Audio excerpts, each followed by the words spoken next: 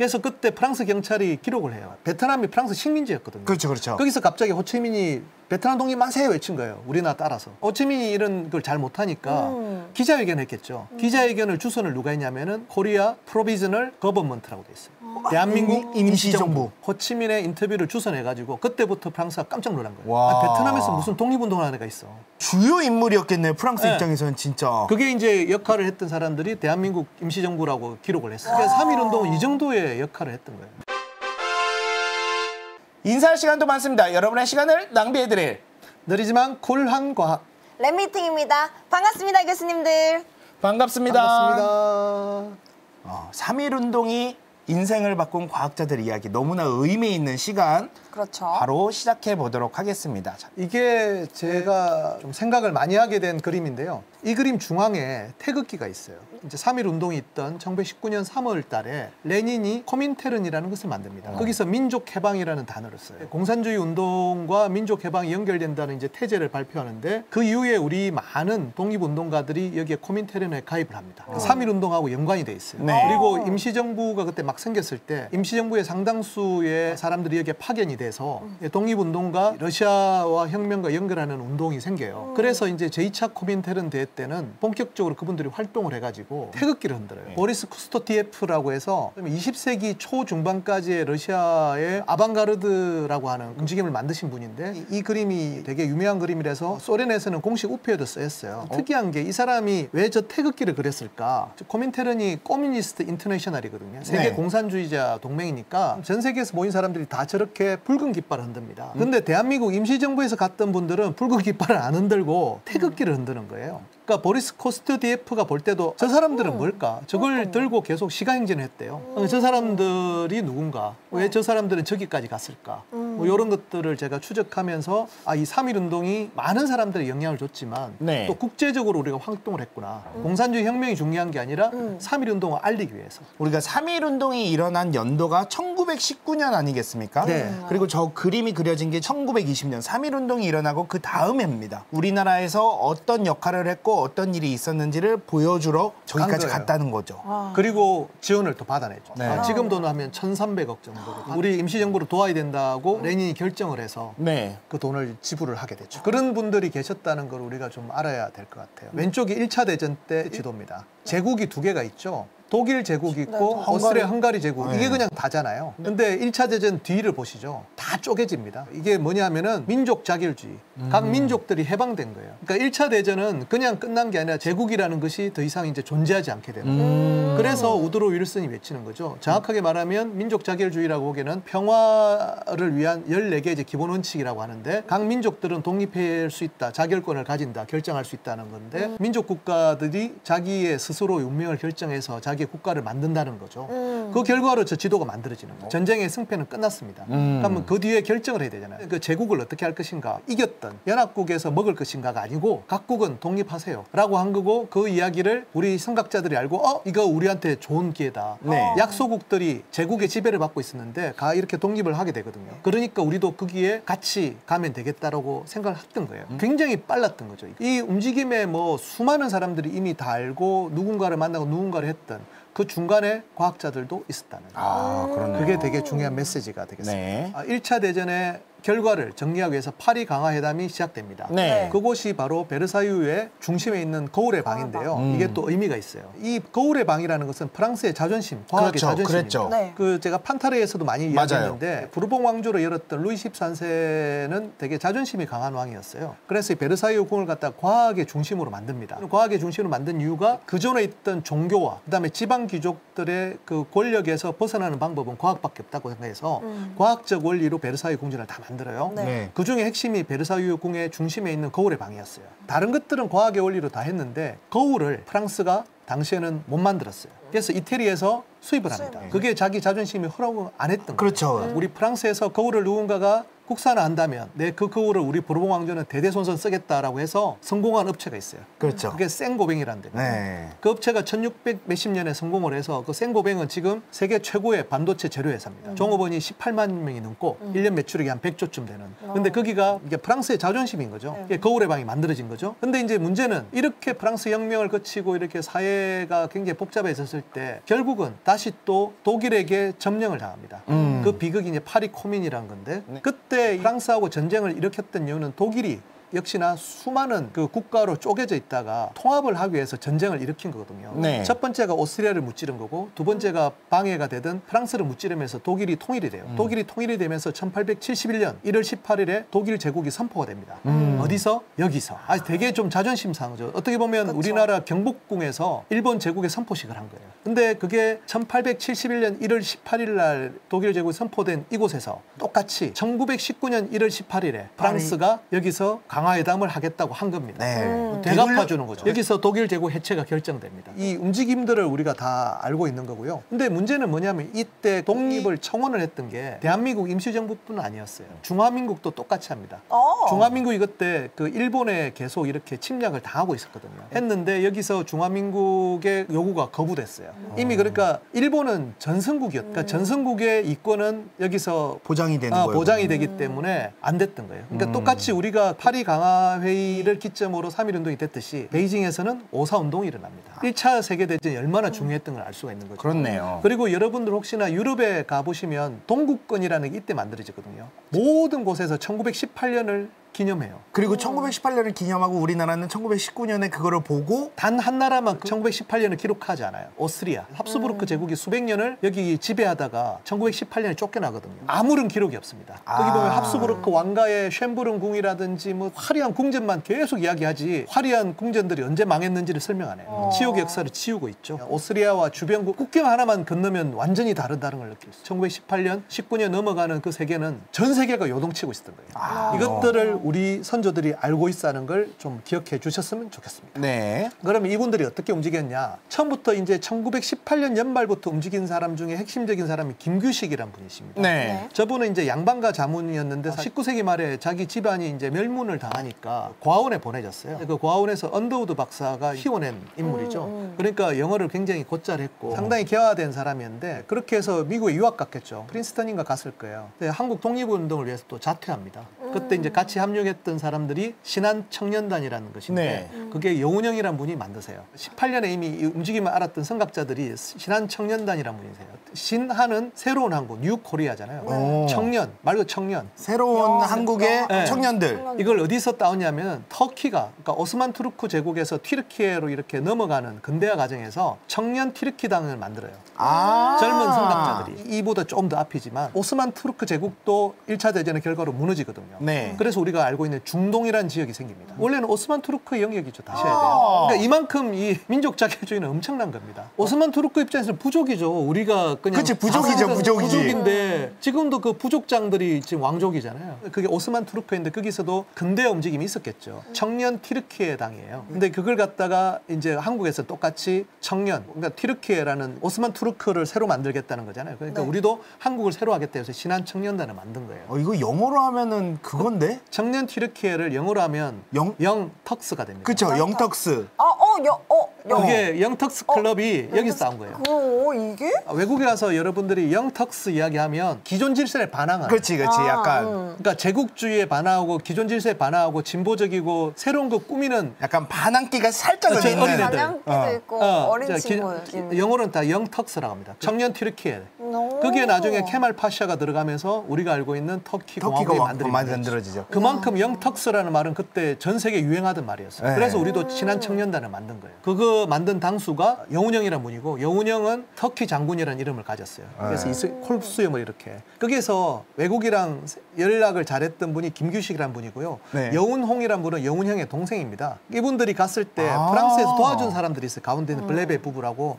저분들이 마련한 집에서 이렇게 생활을 했죠. 근데 이분들을 또 따라온 사람이 있어요. 베트남 사람인데 호치민이라고. 호치민은 대한민국 그 임시정부가 일하는 걸 보고 깜짝 놀란 거예요. 어떻게 저런 게 가능하지? 따라온 거예요. 호치민이라는 이름은 그 이전까지 베트남 독립운동사에 한 번도 등장하지 않았어요. 우와. 대한민국 임시정부 따라온 거예요. 그래서 그때 프랑스 경찰이 기록을 해요. 베트남이 프랑스 식민지였거든요. 그렇죠, 그렇죠. 거기서 갑자기 호치민이 베트남 독립 만세 외친 거예요. 우리나라 따라서. 거기 보면 그 호치민이 이런 걸 잘 못하니까 기자회견 했겠죠. 기자회견을 주선을 누가 했냐면은 코리아 프로비저널 거버먼트라고 돼 있어요. 대한민국 임시정부. 제가 그 미국에서 그 자료를 와. 보고 그때 울 뻔했어요. 호치민의 인터뷰를 주선해가지고 그때부터 프랑스가 깜짝 놀란 거예요. 와. 아, 베트남에서 무슨 독립운동을 하는 애가 있어. 주요 인물이었겠네요. 프랑스 네. 입장에서는 진짜. 그게 이제 역할을 했던 사람들이 대한민국 임시정부라고 기록을 했어요. 그러니까 3.1운동은 이 정도의 역할을 했던 거예요. 제가 2002년에 미국에서 UCLA에서 있다가 버클리 대학 도서관에서 그 어떤 분이 논문을 썼는데 베트남 유학생 정치학자가 프랑스 자료에서 찾아낸 거예요.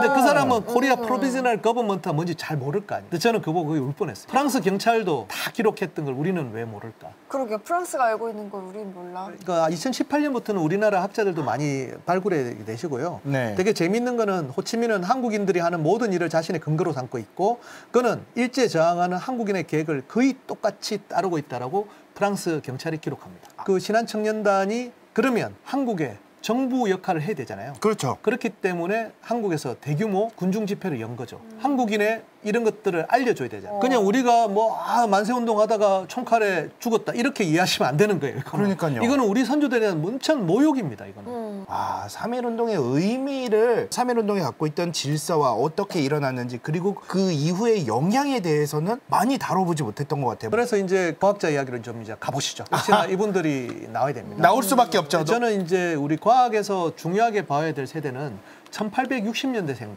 과학의 1세대. 한 1890 몇 년에 청년이 됐던 사람. 그분들이 인생의 그 개화기의 격동기를 겪었던 분들이고 그 후예들은 1919년에 청년이었던 분들. 이분들은 너무 젊은 시절에 그게 강렬했던 거예요. 그다음부터 민족의식이 더 셉니다. 네. 어떻게 보면 1890년대생들은 선각자들 몇 명 빼고는 전 국민이 이렇게 저항하는 걸 경험하지 못했겠죠. 그렇죠. 그냥 나라가 무력하게 망하고 식민지가 되는 걸 겪어서 너무나 무기력했을 거예요. 하지만 그 선각자들 몇 명이 키워냈던 분들이 그 다음 세대거든요. 근데 그 다음 세대는 전국적으로 이게 3.1운동이라는 게 3.1절에만 일어난 게 아니고 한 몇 달간 계속돼요. 1919년에 젊은이였던 사람들은 단 한 사람도 여기에서 벗어날 수 있는 사람 거의 없습니다. 근데 그 사람들이 인생을 다 바꿉니다. 그래서 이제 서재필이라는 분은 우리가 여러 번 했지만 이때 태어나서 갑신정변 때 20살이었고 네. 실패해서 온 가족이 자살하고 미국으로 혼자 망명하죠. 그렇게 해서 아니, 미국에서 너무 유명한 사진. 의사가 됐죠. 이게 플렉스거든요. 95년에 결혼한 퀴리 부부가 그때 신혼여행 때 찍은 사진인데 저 사진을 왜 찍었냐 하면은 저게 당시에 과학의 최첨단이었던 거예요. 자전거. 네, 자전거라는 게 지금 같으면 전기차 같은 거죠. 네. 야외에서 사진을 찍었다는 거는 코닥 필름이 나와서 휴대용 사진기가 처음 등장했어요. 지금 같으면 아이폰이나 아이패드 같은 게 탄생했기 때문에 길거리에서 저렇게 찍을 수가 있던 거예요. 네. 불과 얼마 전까지 유교 경제는 외던 선비가 혁명에 실패해서 미국으로 망명한 다음에 막노동을 하면서 스스로 영어를 배우고 의대에 들어가서 의사가 된 다음에 미국 제일 유력 가문의 딸과 저렇게 결혼한 겁니다. 그래서 이 두 사람의 결혼은 워싱턴 포스트까지 나와요. 그렇죠. 불과 어떻게 저렇게 가능할까?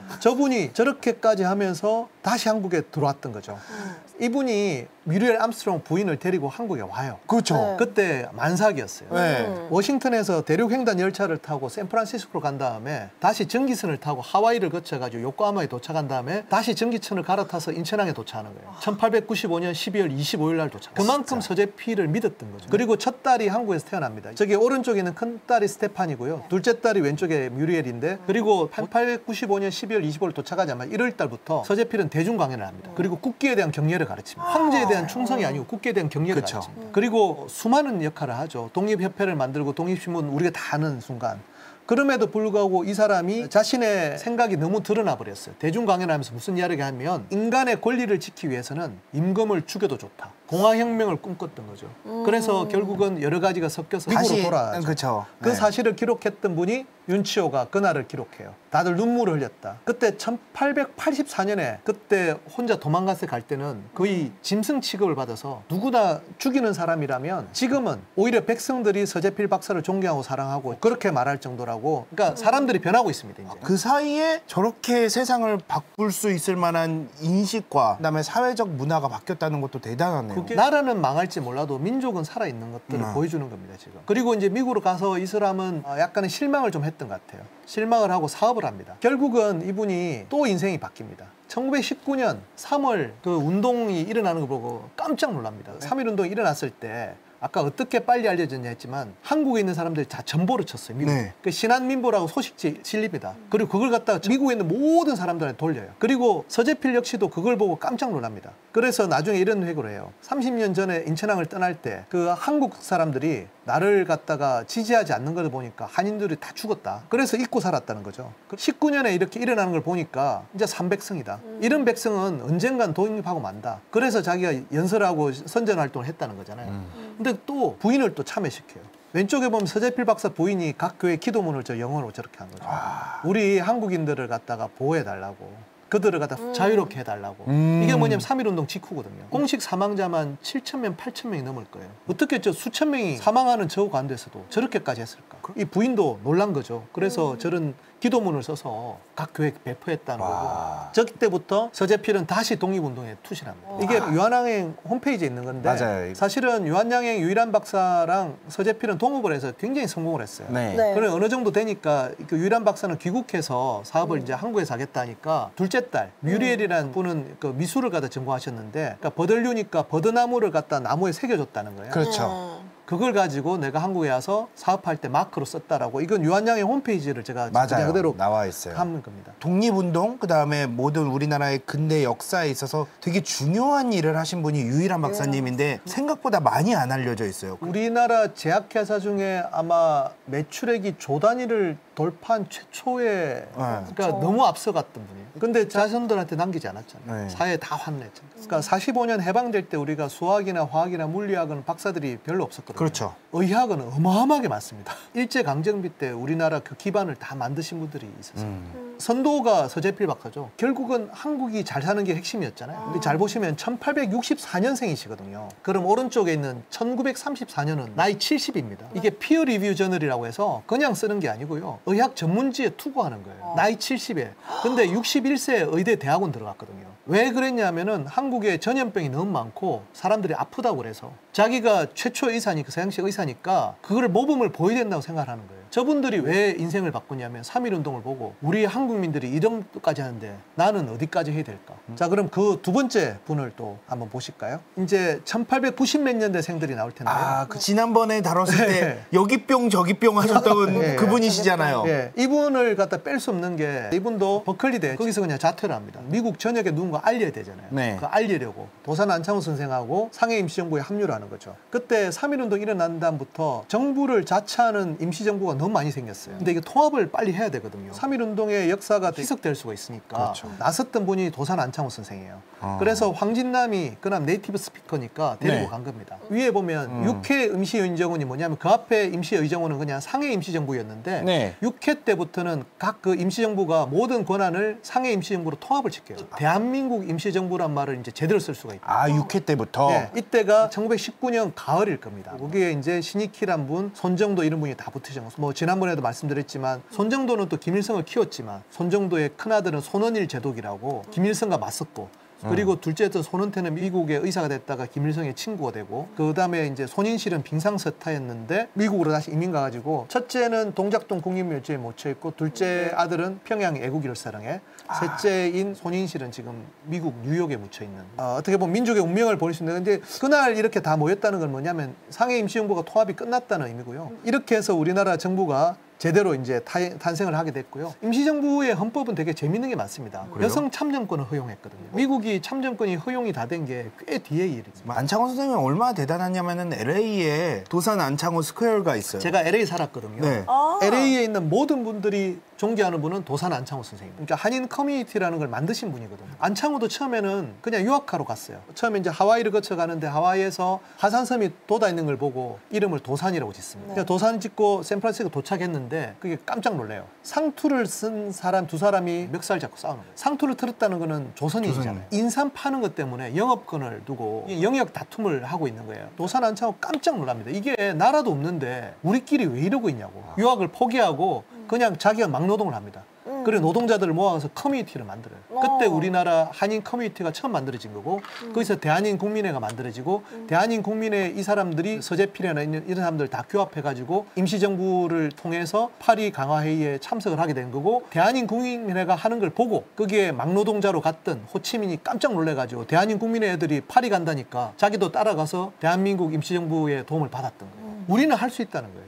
그러면 이거죠. 이게 황진남은 어떻게 그 당시에 버클리 대학 들어갔냐면 그러니까. 아버지가 네. 부자거든요. 왜 부자냐면 1910년대에 캘리포니아에서 쌀 농사가 가능하던 게 알려져요. 근데 우리가 그때 이양법으로 이렇게 하면 안 되는데 여기 그냥 뿌려도 자라는 거예요. 근데 우리가 오죽하면 이게 잘 짓겠습니까? 네. 그냥 여기서 백만장자들이 나옵니다. 그 중에 한 사람이었어요. 그러니까. 1920년대 백만불이라는 거는 위대한 개츠비에 나오는 사람들인 거예요. 그러니까 이 사람들 잘 먹고 잘 살면 되잖아. 근데 보세요 지금. 그 돈을 모아가 비행기를 샀또. 라이트 형제가 비행기 날린 게 1903년이고요. 라이트 형제 비행기가 1차 대전에 쓰인 게 1910몇 년입니다. 비행기가 무기로 쓸 수 있다는 게 알려진 게 불과 몇 년 전이에요. 그 백만장자들이 모여가지고 비행기를 한 대 산 게 아니고 여러 대. 비행기로 대대를 만들어. 그리고 조종사들을 훈련을 시켜요. 이런 분들이신 거예요. 이게 3.1운동을 딱 겪으면 아 우리도 탄다니까 맞아. 라는 생각을 하게 되고 그러면 돈 다 넣어. 근데 이런 사람들이 결국은 저 아들들을 키우고 그 아들들이 또 아들들을 키우고 우리는 그렇게 독립을 한 거예요. 그래서 지금 최근에 이제 발견됐습니다. 그 태극기 흔들는 사람.